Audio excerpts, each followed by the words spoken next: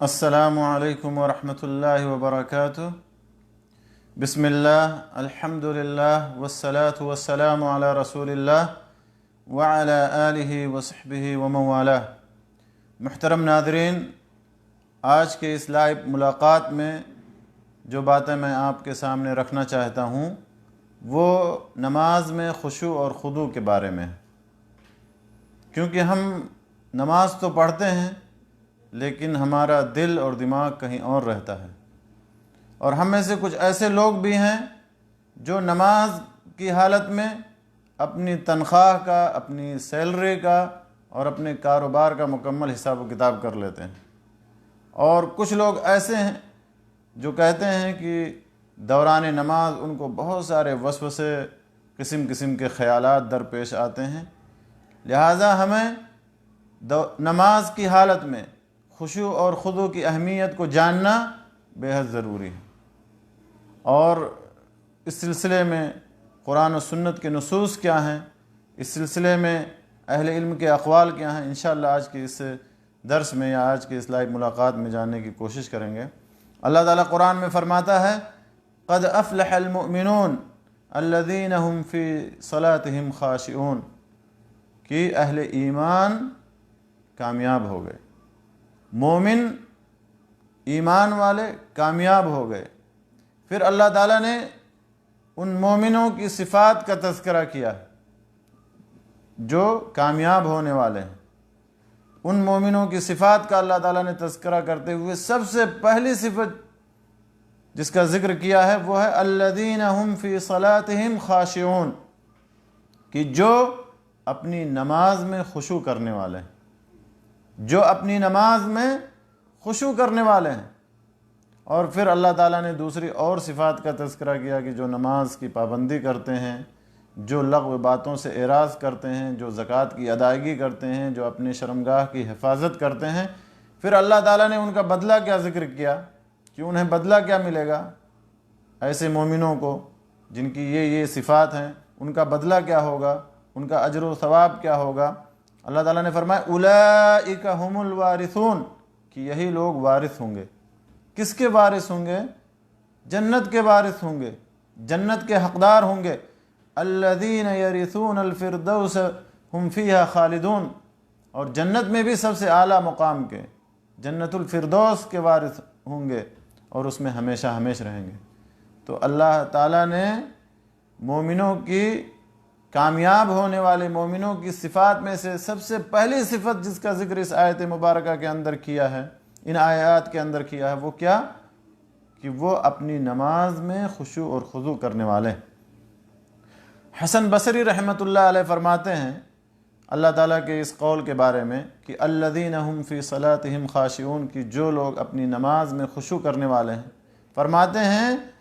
کہ ان کا خشوع ان کے دلوں میں ہوتا ہے،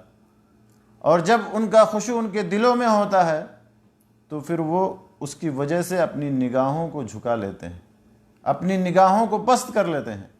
اور پھر اس کے لیے اپنے اعضاء اور جوارح کو بھی پست کر لیتے ہیں، یا ان کے اعضاء اور جوارح بھی پرسکون ہو جاتے ہیں۔ ابن قیم رحمۃ اللہ علیہ فرماتے ہیں اس آیت مبارکہ کے بارے میں کہ اللہ تعالیٰ نے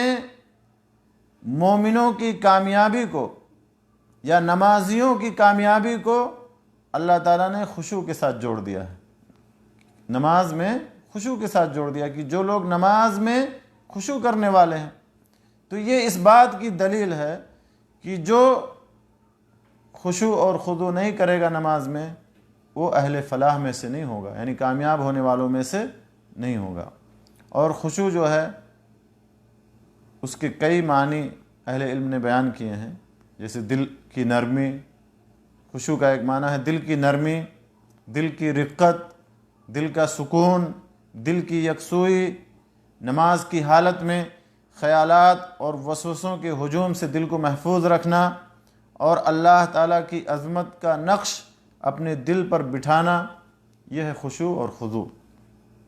لہذا جب دل کے اندر خشوع پیدا ہوگا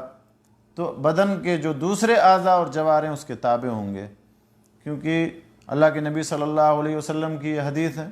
مشہور اور معروف جو صحیح بخاری اور صحیح مسلم کے حوالے سے ہے، اور جس کے راوی نعمان ابن بشیر رضی اللہ تعالیٰ عنہ کہتے ہیں کہ رسول اللہ صلی اللہ علیہ وسلم نے فرمایا الا وان فی الجسد مضغہ، کہ سن لو جسم کے اندر گوشت کا ایک ٹکڑا ہے، اذا صلحت صلح الجسد کلہ، اگر وہ صحیح ہے، اگر وہ صالح ہے تو پورا جسم صالح رہتا ہے، پورا جسم درست رہتا ہے۔ اگر وہ ٹکڑا درست ہے، صحیح ہے، تو پورا جسم صالح اور پورا جسم درست رہتا ہے۔ وَإِذَا فَسَدَتْ فَسَدَ الْجَسَدُ كُلُّهُ، اور اگر وہ ٹکڑا فاسد ہو جائے، گوشت کا ٹکڑا، تو پورا جسم فاسد ہو جاتا ہے۔ اور وہ گوشت کا ٹکڑا کیا ہے؟ دل ہے، یعنی اگر دل صحیح اور سالم ہے تو پورا بدن صحیح اور سالم رہتا ہے، اور اگر دل صحیح اور سالم نہیں ہے، دل فاسد ہے، تو پورا جسم فاسد ہو جاتا ہے۔ اسی لیے اللہ کے نبی صلی اللہ علیہ وسلم اپنی نماز میں یہ پڑھا کرتے تھے، خشع لک سمعی و بصری و مخی و عدمی و عصبی، کہ اللہ میرا کان، میری آنکھ، میرا دماغ، میری ہڈی اور میرے اعصاب سب تیرے لیے تیرے تابع ہیں، یا تیرے لیے خشوع اور خضوع کرنے والے۔ امام احمد بن حنبل رحمۃ اللہ علیہ نے اپنی مسند کے اندر ایک حدیث روایت کی ہے، اور وہ حدیث عوف ابن مالک رضی اللہ تعالیٰ عنہ سے۔ وہ کہتے ہیں کہ ایک دفعہ ہم رسول اللہ صلی اللہ علیہ وسلم کے پاس بیٹھے ہوئے تھے، آپ نے آسمان کی طرف دیکھ کر کے فرمایا ھذا اوان العلم ان یرفع، یعنی علم کے اٹھا لینے کا وقت ہی آ گیا، یہ علم کے اٹھ جانے کا یا اٹھا لیے جانے کا وقت۔ پھر یہ طویل حدیث ہے، آخر میں اس حدیث کے آیا ہے کہ اس حدیث کے راویوں میں سے ایک راوی نے پوچھا کہ کیا تم جانتے ہو کہ سب سے پہلے علم کون سا اٹھایا جائے گا؟ سب سے پہلا کون سا وہ علم ہے جو اٹھایا جائے گا؟ تو دوسرے نے کہا کہ مجھے نہیں معلوم۔ تو راوی نے کہا کہ الخشوع، سب سے پہلا علم یا علم کا سب سے پہلا حصہ جو اٹھایا جائے گا وہ خشوع ہے، حتی لا تکاد ترى خاشعا، یہاں تک کہ کوئی خشوع اور خضوع کرنے والا نہیں ملے گا، کوئی خشوع کرنے والا دکھائی نہیں دے گا۔ تو میرے دوستو، خشوع کو بھی علم کا حصہ کہا گیا ہے، اور جو علم اٹھایا جائے گا سب سے پہلے وہ خشوع اور خضوع ہے، یہاں تک کہ ہمارے درمیان کوئی خشوع اور خضوع کرنے والا، کوئی خشوع کرنے والا نہیں ملے گا۔ لہٰذا آپ دیکھیں گے اس وقت ہماری حالت کیا ہے۔ جب ہم مسجد کے اندر داخل ہوتے ہیں، جیسے ہی داخل ہوتے ہیں سارے وسوسے، سارے خیالات پے در پہ آنے شروع ہو جاتے ہیں، اور آدمی نمازی ان خیالات میں، ان وسوسوں میں الجھ کر رہ جاتا ہے۔ یہاں تک کہ کچھ لوگ ایسے بھی ہیں کہ نماز پوری ختم ہو جاتی ہے، پھر ان کو پتہ چلتا ہے کہ ہاں میں نماز میں تھا۔ یعنی اس قدر وسوسے اور اس قدر خیالات اور اس قدر دنیاوی الجھنیں اور دنیاوی مشاغل کہ پوری نماز ختم ہو جاتی ہے اور بندے کو پتہ ہی نہیں چلتا کہ وہ نماز کی حالت میں ہے یا کسی اور حالت میں۔ اسی لیے ابن قیم رحمۃ اللہ علیہ فرماتے ہیں کہ صلاۃ بلا خشوع ولا حضور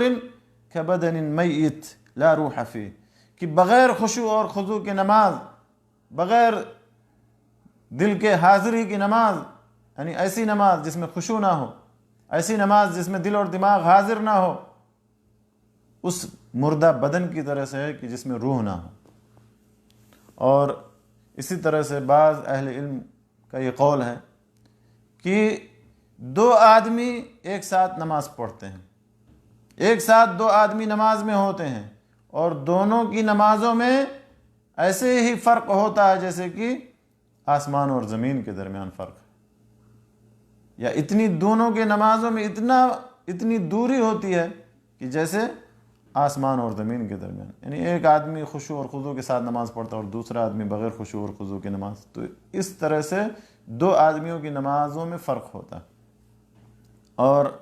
اس سلسلے میں ایک مشہور حدیث بھی ہے، سنن ابو داود کے حوالے سے، جس کے راوی عمار ابن یاسر رضی اللہ تعالیٰ عنہ، مشہور معروف جلیل القدر صحابی، کہتے ہیں کہ رسول اللہ صلی اللہ علیہ وسلم نے ارشاد فرمایا کہ جب آدمی نماز پڑھ لیتا ہے یا جب آدمی نماز سے فارغ ہو جاتا ہے تو کچھ تو نمازی ایسے ہوتے ہیں کہ جن کے نماز کا 10واں حصہ لکھا جاتا ہے، یعنی 10 حصے میں سے ایک حصہ ہی اس کو نماز کا اجر و ثواب ملتا ہے، اور کچھ نمازی ایسے ہوتے ہیں جن کو 9واں حصہ ملتا ہے، یا ان کے نماز کا 9واں حصہ ان کے لیے لکھا جاتا ہے، 9 حصے میں ایک حصہ۔ کچھ ایسے ہوتے ہیں جن کے لیے نماز کا 8واں حصہ لکھا جاتا ہے، کچھ ایسے ہوتے ہیں جن کے لیے 7واں حصہ، کچھ کے لیے 6واں حصہ، کچھ کے لیے 5واں حصہ، یعنی 5 میں سے ایک حصہ، کچھ کے لیے 4تھا حصہ، کچھ کے لیے 3را حصہ، یعنی 3 حصے میں ایک حصہ، اور کچھ کے لیے آدھا۔ یعنی اتنا فرق ہوتا ہے ایک آدمی کی اور دوسرے آدمی کی نماز کے درمیان، کہ جو آدمی نماز کو اس کے وقت میں خشوع کے ساتھ، ارکان و واجبات کے ساتھ پڑھتا ہے تو اس کو پورا اجر ملتا ہے اس کا، لیکن ایک آدمی ہے جو تمام ارکان اور واجبات کی پابندی نہیں کرتا، خشوع نہیں رکھتا، خشوع نہیں کرتا، تو پھر اس کو اجر بھی اسی طرح سے ملتا ہے، یعنی 10واں حصہ بھی مل سکتا ہے، 9واں حصہ بھی مل سکتا ہے، 8واں حصہ بھی، 7واں، 5واں، جیسا کہ اس حدیث میں اس کا ذکر آیا۔ اور نماز کے اندر خشوع اور خضوع یہ ہے، یا نماز کے اندر خشوع اور خضوع اس شخص کو یا اس شخص کے لیے ہے کہ جو اپنے دل کو نماز کے لیے فارغ کر لے، دل کو اپنے بالکل نماز کے لیے خالی کر لے، تمام چیزوں سے کنارہ کشی اختیار کر لے، اور دل کو یکسوئی کے ساتھ نماز میں حاضر کر لے، اور جب ایسا کرے گا تو نماز اس کے لیے ٹھنڈک ہوگی،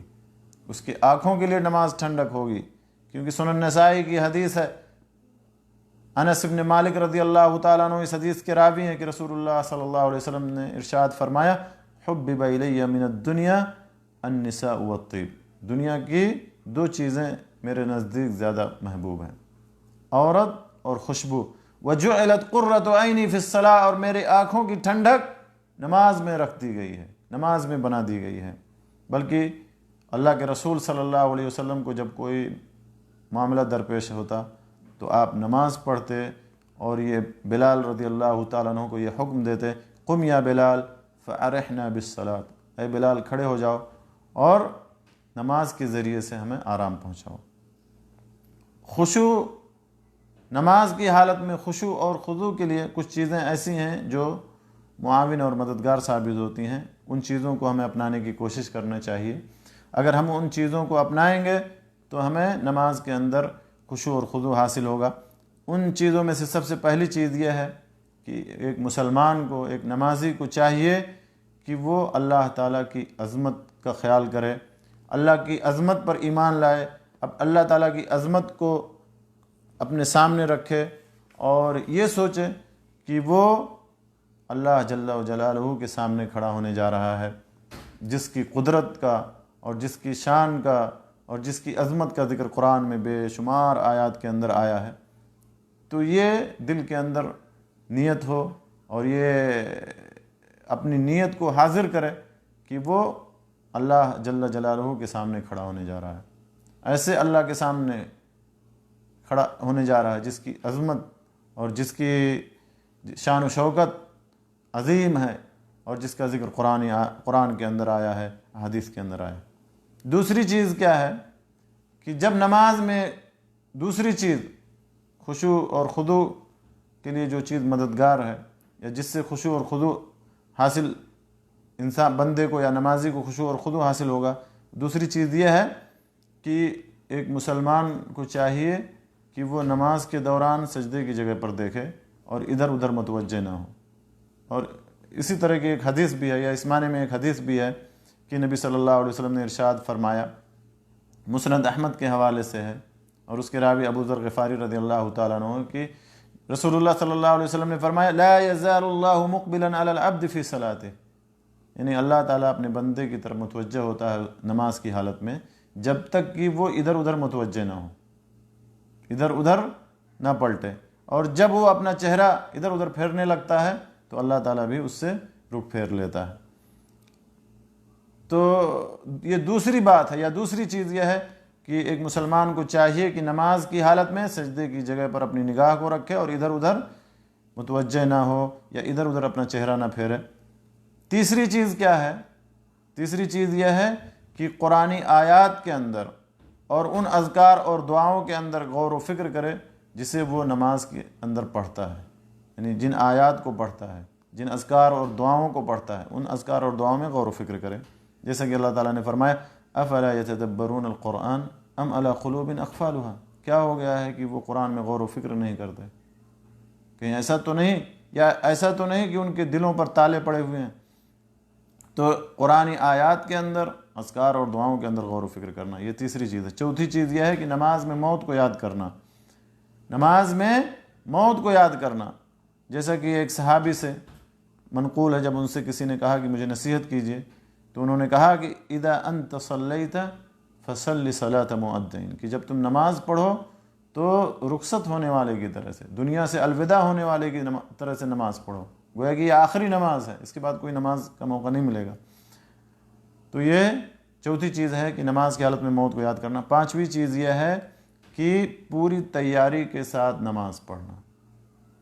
پوری تیاری کے ساتھ مسجد جانا، پوری تیاری کے ساتھ نماز میں حاضر ہونا۔ ایسا نہ ہو کہ نماز کے لیے مسجد میں آئے یا نماز پڑھنے کے لیے جب کھڑا ہو تو اسے پیشاب کی ضرورت ہو، پیخانے کی ضرورت ہو،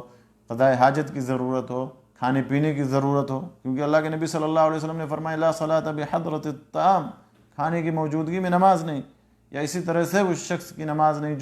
جس کو پیشاب اور پیخانے کی ضرورت ہو، یا اسی طرح سے اپنے سامنے سے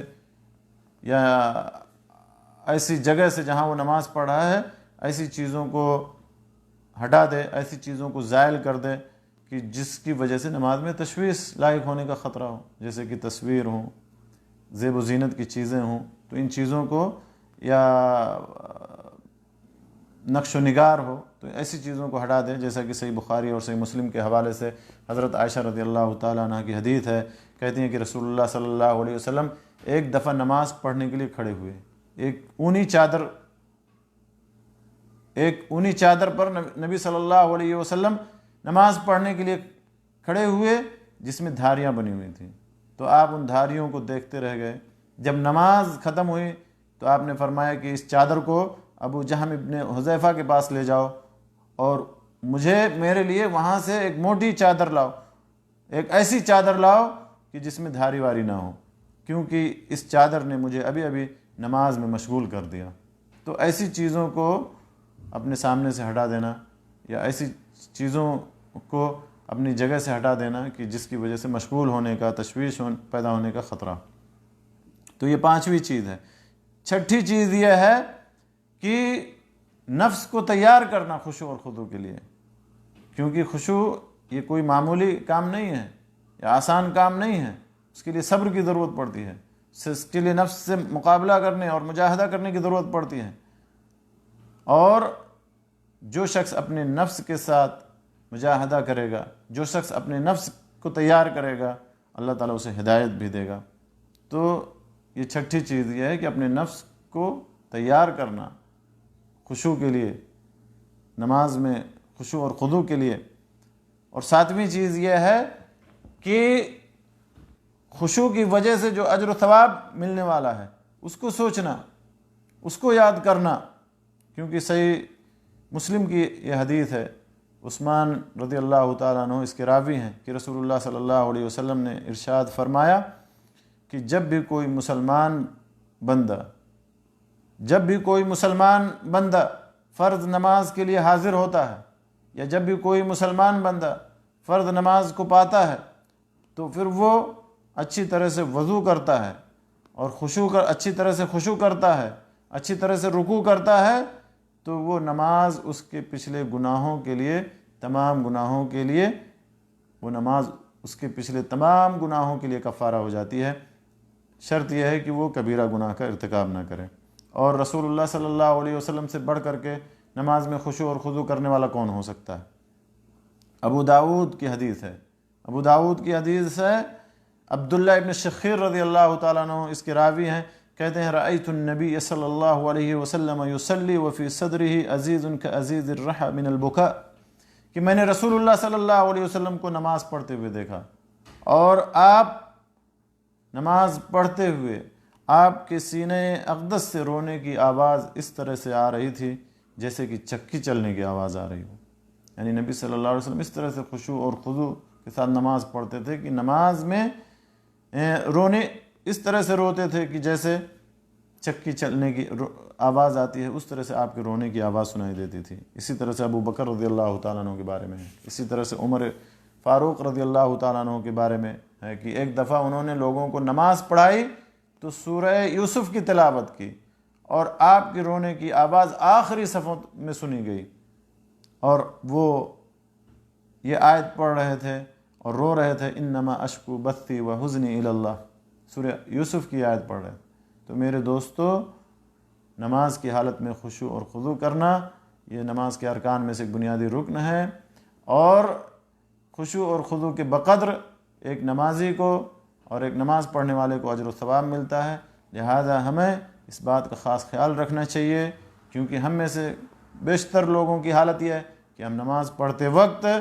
جو ہے نماز میں نہیں رہتے، کہیں اور رہتے ہیں، یا نماز کی حالت میں ہمیں طرح طرح کے وساوس اور طرح طرح کے خیالات پیش آتے رہتے ہیں، جس کی وجہ سے ہماری نماز مکمل نہیں ہوتی یا ہمیں نماز کا مکمل اجر و ثواب نہیں ملتا۔ اور جیسا کہ میں نے آپ لوگوں کو بتایا کہ یہ چند چیزیں ہیں جو نماز میں خشوع اور خضوع کے لیے معاون ہیں۔ سب سے پہلے تو اللہ تعالیٰ کی عظمت کا خیال کرنا، اللہ تعالیٰ کی عظمت کے بارے میں سوچنا کہ وہ بندہ اللہ تعالیٰ کے سامنے کھڑا ہونے جا رہا جو عظیم ہے، عظمت والا ہے۔ دوسری چیز یہ ہے کہ سجدے کی طرف پر نگاہ رکھنا اور ادھر ادھر متوجہ نہیں ہونا۔ تیسری چیز یہ ہے کہ قرآن آیات اور دعاؤں کے اندر غور و فکر کرنا، جس کو نماز میں آدمی پڑھتا ہے، غور و فکر کرنا۔ چوتھی چیز یہ ہے کہ نماز میں موت کو یاد کرنا۔ پانچویں چیز یہ ہے کہ پوری تیاری کے ساتھ نماز کے لیے حاضر ہونا، یعنی کھانے سے فارغ ہو کر کے، پیشاب قضائے حاجت سے فارغ ہو کر کے نماز کے لیے حاضر ہونا، اور ایسی چیزوں کو ہٹا دینا کہ جس سے نماز میں تشویش کا یا مشغول ہو جانے کا خطرہ ہو۔ چھٹی چیز یہ ہے کہ نفس کو اس کے لیے تیار کرنا، خشوع اور خضوع کے لیے نفس کو تیار کرنا۔ اور ساتویں چیز یہ ہے کہ خشوع اور خضوع کی وجہ سے جو ثواب ملنے والا ہے اس ثواب کو یاد کرنا، اس ثواب کے بارے میں سوچنا، تاکہ خشوع اور خضوع حاصل ہو۔ اللہ تعالیٰ سے دعا ہے کہ اللہ تعالیٰ ہمیں نماز کی پابندی کرنے اور نماز کو خشوع اور خضوع کے ساتھ پڑھنے کی توفیق بخشے، آمین۔ وآخر دعوانا ان الحمدللہ رب العالمین وصلی اللہ علی نبینا محمد وعلی آلہ وصحبہ اجمعین، وجزاکم اللہ خیرا واحسن۔